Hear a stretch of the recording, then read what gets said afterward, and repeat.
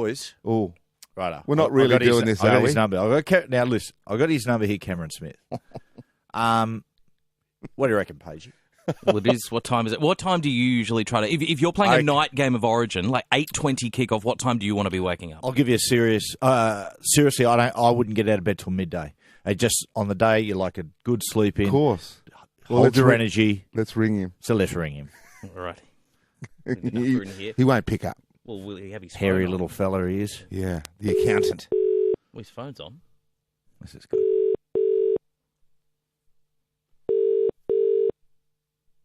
No. Smithy, good morning. Good morning, boys. Mate, sorry to wake you up at this early hour. on such a big day, but, mate, we just wanted to check in with you nice and early, see if you're okay, brother. Yeah. No, thanks for that early wake up, boys. I usually have a sleeping game day, but anyway. Sorry, mate. Just Sorry wanted to talk to you about the Shock Doctor mouth guards. You know, they're just brilliant. You can buy them at Amart Sports and Rebel Sport. You can get the maroon one or the blue Shock Doctor mouth guard. How good? Yeah, no, I don't really have too many blue mouth guards in my cupboard, boys. But, yeah, look, they're great fellas. I'm teamed up with the Shock Doctor guys and, helping promote sort of safety for, well, mainly kids, really, isn't it? And the parents, making them aware of how important mouth guards are. The last thing you want to do is play any sport, particularly rugby league, without a mouth guard and have some sort of chip to your tooth or actually break your tooth and have all those costs involved with going to the dentist.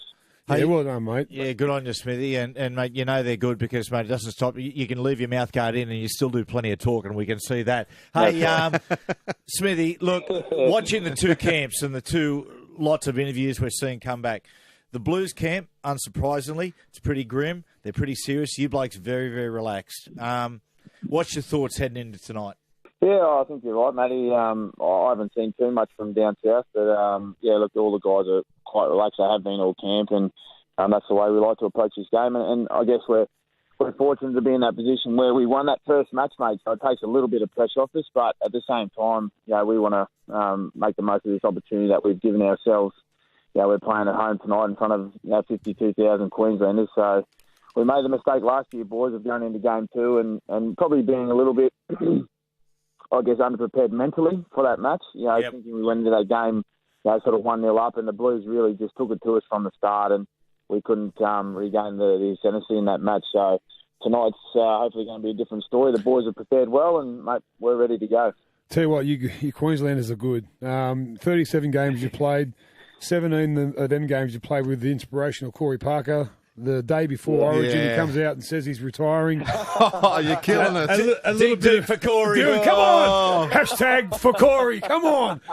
He's a friggin' good. Great timing, MG. Great timing for us. He made a bit of a emotional sort of chat to us about his decision, and this is going to be his last Origin at home, fellas. This is his last time he's going to be playing in front of his home crowd, so hopefully we get the job done for him. In all seriousness, what an unselfish act he's done. I mean, just when players probably play 2 or 3 years too long, and he comes out. He could easily play on another. Well, couple of years, you think that, but you don't know. You don't see what he goes through to get to what he's at. He's 34, and you know what the one thing he said. And we spoke about this a couple of days ago, Matty. When you're nearing the end of your career, the last thing you want blokes next to you saying is, "Oh man, this bloke's lost it." He should have. You know what I mean? I think Corey Parker said that, and more, more power to him. Good on him for doing that. Yeah, absolutely, Angie, and I think everyone sort of in the team at the moment, they thought he was going to play on for at least another 12 months. But when he did chat to us a couple of nights ago, he spoke to us about his decision and why he made it. And to be honest, boys, everyone was in shock. We did not see that coming at all. But it's quite a good decision for himself. I think he's really happy with his decision. I think he feels at ease now. It's like a weight off his shoulders, and hopefully that shows in his performance tonight.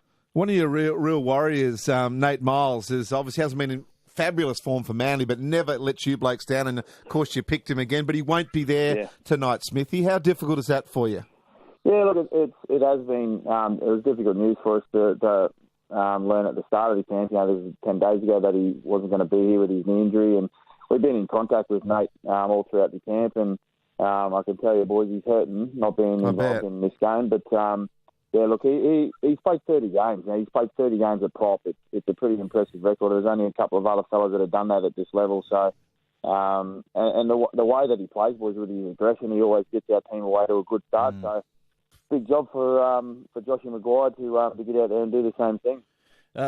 Kevy Walters, I'll tell you what, Smithy, he's an easy bloke to underestimate. I mean that in the nicest possible way because he's a larrikin, he's easygoing, quick with a quip. And I was talking to Cooper Cronk about this, and I asked him about Kevy. He said, Kevy really surprised me. He said, we went into camp, and at the start of the camp, he stood up and he addressed the team about the ethics of Queensland and what they stand for and this current team, and he said he started crying. Wow. Yeah. And he said, when Kev left the room, you stood up and said, that's the reason we're going to win this series.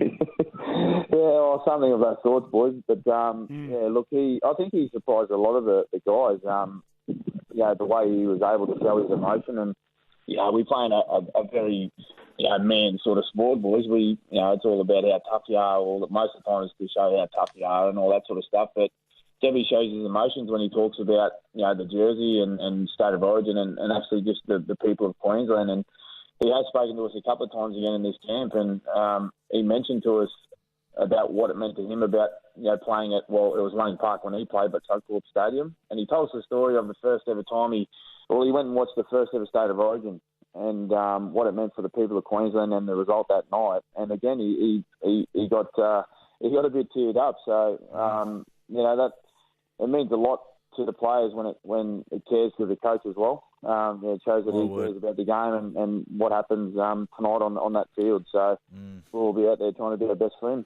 Well, mate, you've always been good for us, and even on the day of the game, we appreciate it, mate. You're a legend. You've broken all records. Well, I don't think he knew it was us ringing. To be fair, no. Yeah, he probably thought it was his missus. It was a private number. I never answered, but you do. But that's your problem. But it's the mark of the man. We're all going for New South Wales, but to take a call, Smithy, the day of State of Origin, mate. Good on you. We really appreciate it, pal. Hey, no worries, fellas.